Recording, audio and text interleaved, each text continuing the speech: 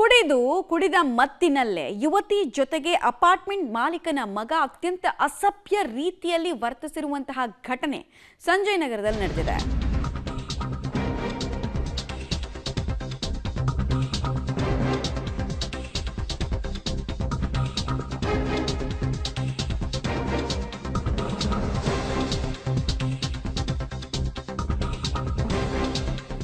Parcel ತೆಗೆದುಕೊಳ್ಳೋಕೆ gate ಬಳಿ ಬಂದವಳನ್ನ ಫ್ಲಾಟ್ಗೆ ಎಳೆದೊಯ್ಯೋದಕ್ಕೆ ಈತ ಯತ್ನಿಸಿದ್ದಾನೆ. ಫ್ಲಾಟ್ನಲ್ಲಿ ಬಾಡಿಗೆಗಿದ್ದ ಪಶ್ಚಿಮ ಬಂಗಾಳ ಮೂಲದ ಯುವತಿಯಿಂದ ದೂರನ್ನ ಕೊಡಲಾಗಿದೆ. ಸಂಜಯನಗರ ಠಾಣಾ ವ್ಯಾಪ್ತಿಯ ಪ್ಲಾನೆಟ್ ವಿಸ್ತ ಅಪಾರ್ಟ್ಮೆಂಟ್ನಲ್ಲಿ ಘಟನೆ ಆಗಿರೋದು. ಅವಾಚ್ಯ ಶಬ್ದಗಳಿಂದ ನಿಂದಿಸಿ ಹಲ್ಲೆ ಮಾಡಿ ಫ್ಲಾಟ್ಗೆ ಎಳೆದೊಯ್ಯೋದಕ್ಕೆ ಯತ್ನಿಸಿದ್ದಾಗಿ ದೂರು ಕೊಡಲಾಗಿದೆ. Me right now, you said in front of him. Okay, fine. Call anybody. Yeah? Call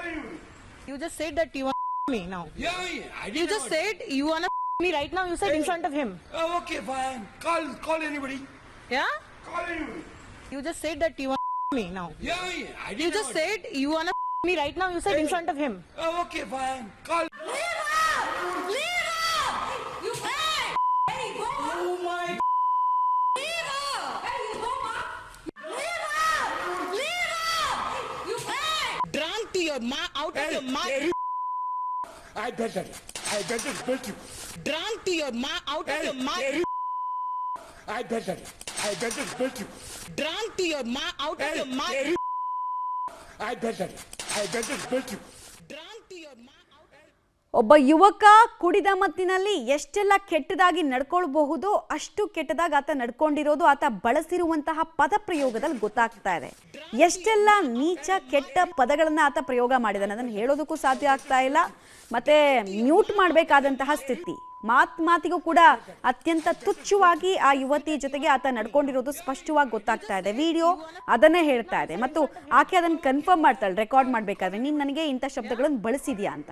ಹೌದು, ಏನಿವಾಗ ಯಾರನ್ನು ಕರೀತೀಯ, ಕರಿ ಹೋಗು ಅಂತ ಹೇಳ್ತಾನೆ. ಕಾನೂನಿನ ಬಗ್ಗೆ ಭಯ ಇಲ್ಲ, ಸಾಮಾಜಿಕವಾಗಿ ಒಬ್ಬ ಜವಾಬ್ದಾರಿಯುತ ನಾಗರಿಕ ಹೆಂಗ್ ನಡ್ಕೊಳ್ಬೇಕು ಅನ್ನೋ ಸೆನ್ಸ್ ಇಲ್ಲ. ಕುಡಿದು ಬಿಟ್ರೆ ಹೆಂಗ್ ಬೇಕಾದ್ರೂ ಆಡ್ಬೋದಾ? ಕುಡಿದು ಬಿಟ್ರೆ ಮಾನಸಿಕ ಸ್ಥಿತಿ ವಿಕೃತಿ ಎಲ್ಲ ಆಚೆ ಬಂದ್ಬಿಡ್ಬೇಕಾ? ನಮಸ್ಕಾರ, ನನ್ನ ಹೆಸರು ಸಂಗೀತಾ. ನಾನು ಸಂಜಯ್ ನಗರ್ ಬ್ಯಾಂಗ್ಳೂರಿನಲ್ಲಿ ವಸಿಷ್ಠಿದ್ದೀನಿ. On 3rd December in the daytime, around in the afternoon, Mr. Manjunath Gowda was peeping from my window, my flat window, and when I caught him, he was like, Sangeeta, what are you cooking? Such a nice smell is coming. Open the door, let me come, let's talk. It's been a long time. So I ignored him because he was a little drunk. So I told him that, sir, I'm busy, I'm running late, I'll talk to you later. And then I closed the window on his face. And later that day in the night, around 10:30 p.m., I went down to send a parcel to a friend. So I was handing over the parcel to the delivery guy. That's when I met Manjunath Gowda there also. And that time he was completely drunk out of his mind. He was like completely drunk. And he was talking bullshit with the security guard. I don't know what they were talking, but he was yelling at the security guard. Some hot conversation was happening. And when he saw me, he came towards me and he started talking like, Sangeeta, why didn't you open the door today morning? I'm trying to be your friend. Let's be friends. We stay in the same apartment. We can be very good friends. So I ignored him completely, and this time I didn't even reply to him because he was so drunk. I thought it's better not to reply at all. Closed the main door, main gate of the building. He started shouting on me more and we got into a big verbal fight. And then he was telling me, you see what I do to you. And on heat of the moment, I said, what you will do to me? It's not like you can do anything to somebody and get away with it. So, and then that's when he started slapping me really bad. He slapped me and I was on the ground. He kicked me in my stomach and all. And then I somehow freed myself. And then I ran towards the staircase. And this thing happened when he started hitting me. This happened on the road. Everybody, almost whoever were in their balconies or people, everybody, I'm pretty sure everyone saw it. They saw me getting thrashed by him. It was very embarrassing for me. And then I went to the staircase. I ran towards the staircase to go to my flat. That's when he pulled me from back and he started hitting me more. And he was like, "You wanna see what I can do to you? You wanna see what I can do to you?" And then he pulled my hair and he tried pulling me inside his house. ನೋಡಿ, ಆ ಯುವತಿ ಹೇಳೋ ಪ್ರಕಾರನೇ ಹೋಗೋದಾದ್ರೆ ಆ ಯುವತಿ ದೇಹದ ಮೇಲೆ ಆಗಿರುವಂತಹ ಗಾಯಗಳನ್ನ ಗಮನಿಸ್ತಾ ಇದ್ರು. ಎಂತೆಂಥ ಸೈಕೋಪಾತ್ಗಳು ಸಮಾಜದಲ್ಲಿ ಇರ್ತಾರೆ ಅಂತ. ಕುಡಿದು ಬಿಟ್ಟಿದ ತಕ್ಷಣ ಪ್ರಶ್ನೆ ಇರೋದಿಷ್ಟೇ, ಮನುಷ್ಯನ ವಿಕೃತಿ ಆಚೆ ಬರಲೇಬೇಕಾ? ಇನ್ನು ಯುವತಿಗೆ ಕಿರುಕುಳ FIR ದಾಖಲು ವಿಚಾರಕ್ಕೆ ಸಂಬಂಧಪಟ್ಟಂತೆ ಏನೇನಿದೆ FIRನಲ್ಲಿ ಅನ್ನೋದನ್ನ ನೋಡ್ತಾ ಹೋಗೋದಾದ್ರೆ, ಪಾರ್ಸಲ್ ತೆಗೆದುಕೊಳ್ಳೋಕೆ ಬಂದಾಗ ನನಗೆ ಕಿರುಕುಳ ಆಗಿದೆ ಅಂತ ಯುವತಿ ಕಂಪ್ಲೇಂಟ್ ಅನ್ನು ಕೊಟ್ಟಿದ್ದಾಳೆ. ಹಾಗೂ ಪಾರ್ಸಲ್ ತೆಗೆದುಕೊಂಡು ಹೋಗೋ ಸಂದರ್ಭದಲ್ಲಿ ಆತ ಅವಾಚ್ಯ ಶಬ್ದಗಳಿಂದ ನಿಂದಿಸಿದ್ದು ಕೂಡ ಗೊತ್ತಾಗ್ತಾ ಇದೆ. ಈ ಘಟನೆ ಆಗಿರೋದು ದಿನಾಂಕ 3/12/24 ರಾತ್ರಿ 10:30 ಅಂತ FIRನಲ್ಲಿ ದಾಖಲಾಗಿದೆ. ಇಷ್ಟು ಮಾತ್ರ ಅಲ್ಲ, ಮಂಜುನಾಥ್ ಗೌಡ ಎಂಬಾತ ಅಲ್ಲಿ ಬಂದು ತನ್ನ ಮೇಲೆ ಅಟ್ಟಹಾಸ ಮಾಡಿರೋದು, ತನಗೆ ಕಿರುಕುಳ ಕೊಟ್ಟಿರೋದನ್ನು ಕೂಡ ಆಕೆ ಉಲ್ಲೇಖಿಸ್ತಾ ಹೋಗ್ತಾಳೆ. ಪ್ಲಾನೆಟ್ ವಿಸ್ತಾ ಅಪಾರ್ಟ್ಮೆಂಟ್ ಮಾಲೀಕನ ಮಗ ಮಂಜುನಾಥ್ ಮೇಲೆ ಇಂಥದ್ದೊಂದು ಗಂಭೀರ ಆರೋಪ ಕೇಳಿ ಬಂದಿದೆ. ಮತ್ತು ಅದು ವಿಡಿಯೋ ಸಾಕ್ಷಿ ಕೂಡ ಇದೆ, ಎಷ್ಟು ಕೊಳಕಾಗ ಆತ ನಡ್ಕೊಂಡಿದ್ದಾನೆ ಅಂತ. ಮತ್ತು ಕುಡಿದು ಬಂದು ನನಗೆ ಅವಾಚ್ಯ ಶಬ್ದಗಳಿಂದ ಆತ ನಿಂದಿಸಿದ್ದಾನೆ, ನನ್ನ ಕಪಾಳಕ್ಕೆ ಹೊಡೆದು ಗೋಡೆಗೆ ತಳ್ಳಿದ್ದಾನೆ, ಅತ್ಯಂತ ಬರ್ಬರವಾಗಿ ಆಕೆಯ ಜೊತೆಗೆ ನಡ್ಕೊಂಡಿದ್ದಾನೆ ಅಂತ ಅನ್ನೋದು ಗೊತ್ತಾಗ್ತಾ ಇದೆ. ಹೀನಸ್ ಕ್ರೈಮ್ ಪೈಕಿ ಇದು ಅಂತ ಆಕೆ ಹೇಳ್ತಾ ಇದ್ದಾಳೆ. ನನ್ನ ಕಪಾಳ ಕೊಡದು ಗೋಡೆಗೆ ತಳ್ಳಿದ್ದಾನೆ, ತಡೆಯೋಕೆ ಹೋದ ನನ್ನ ಬೆರಳನ್ನು ಕಚ್ಚಿ ಗಾಯಗೊಳಿಸಿದ್ದಾನೆ ಅಂತ ಕೂಡ ಹೇಳಿದ್ದಾಳೆ.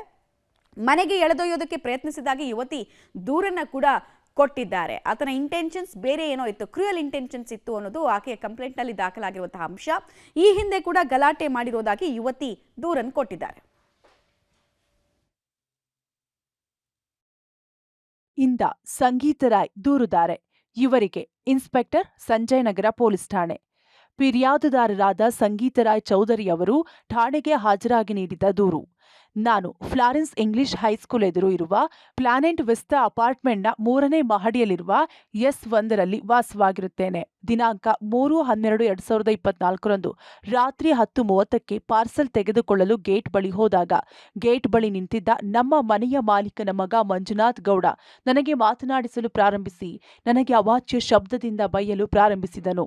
ಅವನು ಕುಡಿದಿದ್ರಿಂದ ನಾನು ಅವನ ಕಡೆ ಗಮನ ಕೊಡಲಿಲ್ಲ. ಆದ್ದರಿಂದ ನನಗೆ ಬೈದು ನನ್ನ ಕಪಾಳಕ್ಕೆ ಹೊಡೆದನು ಮತ್ತು ನನ್ನ ಕುತ್ತಿಗೆ ಹಿಡಿದು ಗೋಡೆಗೆ ತಳ್ಳಿದನು. ಇದರಿಂದ ನನಗೆ ಉಸಿರು ಗಟ್ಟಿದ ರೀತಿಯಾಯಿತು. ಈ ವೇಳೆ ನಾನು ಮನೆಯ ಮಾಲೀಕರ ಮಗನನ್ನ ತಡೆಯಲು ಪ್ರಯತ್ನಿಸಿದಾಗ ಅವನು ನನ್ನ ಬೆರಳು ಕಚ್ಚಿ ಗಾಯಗೊಳಿಸಿದನು. ನಂತರ ಅವನ ಮನೆಗೆ ಒಳಗೆ ಎಳೆದುಕೊಳ್ಳಲು ಪ್ರಯತ್ನಿಸಿದಾಗ ನಾನು ಕೂಗಿಕೊಂಡು ನನ್ನ ಮನೆಯ ಕಡೆ ಓಡಿದಾಗ ಅವನು ನನ್ನನ್ನ ಹಿಂಬಾಲಿಸಿಕೊಂಡು ಬಂದು ಮೆಟ್ಟಿಲುಗಳ ಬಳಿ ನನ್ನನ್ನ ಅಡ್ಡ ಹಾಕಿ ಆಕ್ರಮಣಕಾರಿಯಾಗಿ ಹೊಡೆದನು. ಆ ದಿನ ಬೆಳಗ್ಗೆ ಅವನು ನನ್ನ ಕಿಟಕಿಯಲ್ಲಿ ಇಣುಕಿ ನೋಡುತ್ತಿದ್ದನು ಮತ್ತು ಅವನು ಒಳಗೆ ಬರಬಹುದೆಂದು ಕೇಳಿದನು. ಅವನನ್ನ ಒಳಗೆ ಬರಲು ಬಿಡಲಿಲ್ಲ. ಅವನು ಈ ಹಿಂದೆಯೂ ಗಲಾಟೆ ಮಾಡಿರುತ್ತಾನೆ. ಆದ್ದರಿಂದ ಮನೆಯ ಮಾಲೀಕನ ಮಗ ಮಂಜುನಾಥನ ವಿರುದ್ಧ ಕಾನೂನು ಕ್ರಮ ಜರುಗಿಸಬೇಕೆಂದು ಕೊಟ್ಟ ದೂರು ಇತ್ಯಾದಿ. ಡೀಟೇಲ್ಸ್ ಕೊಡ್ತಾರೆ ನರಸಿಂಹಮೂರ್ತಿ. ಆ ದುರುಳ ಇಷ್ಟೆಲ್ಲ ಅಟ್ಟಹಾಸವನ್ನ ಮೆರಿತಾ ಇದ್ರು. ಬೇಸಿಕ್ ಕ್ವೆಶ್ಚನ್ ಕಾಡೋದು, ಅಪಾರ್ಟ್ಮೆಂಟ್ ಮೇಲೆ ಬೇರೆ ಯಾವ ನಿವಾಸಿಗಳು ಇದ್ದೇ ಇರಲಿಲ್ವಾ? ಅವ್ರು ಯಾರೋ ಯುವತಿ ಸಹಾಯಕ್ಕೆ ಬರಲೇ ಇಲ್ಲ, ಅಟ್ಲೀಸ್ಟ್ ಜಗಳ ಬಿಡಿಸೋದಕ್ಕೂ ಪ್ರಯತ್ನ ಪಡಲಿಲ್ಲ. ಎಂಥ ನಾಗರಿಕ ಸಮಾಜದಲ್ಲಿ ನಾವು ಬದುಕ್ತಾ ಇದ್ದೀವಿ ಅನ್ನೋ ಪ್ರಶ್ನೆ ಬರುತ್ತೆ. ಇದರಲ್ಲಿ ಯಾರು ತಪ್ಪು ಯಾರು ಸರಿ ಅನ್ನೋದಕ್ಕಿಂತ ಉಳಿದವರ ಪಾತ್ರದ ಬಗ್ಗೆ ಇಲ್ಲಿ ಅನೇಕ ಪ್ರಶ್ನೆಗಳು ಕಾಡುತ್ತೆ. ಅಂತ ಈಕೆ ಪಶ್ಚಿಮ ಬಂಗಾಳದ ಯುವತಿ. ಈಕೆ ಮಂಜುನಾಥ್ ಗೌಡ ಅನ್ನೋರ ಅಪಾರ್ಟ್ಮೆಂಟ್ ನಲ್ಲಿ ಈಕೆ ಬಾಡಿಗೆಗೆ ಇದ್ದಾಳೆ ಅನ್ನೋ ಮಾಹಿತಿಗಳು ಲಭ್ಯವಾಗ್ತಿದೆ ಸಂಜಯ್ ನಗರ ಪೊಲೀಸ್ ಠಾಣಾ ವ್ಯಾಪ್ತಿಯಲ್ಲಿ.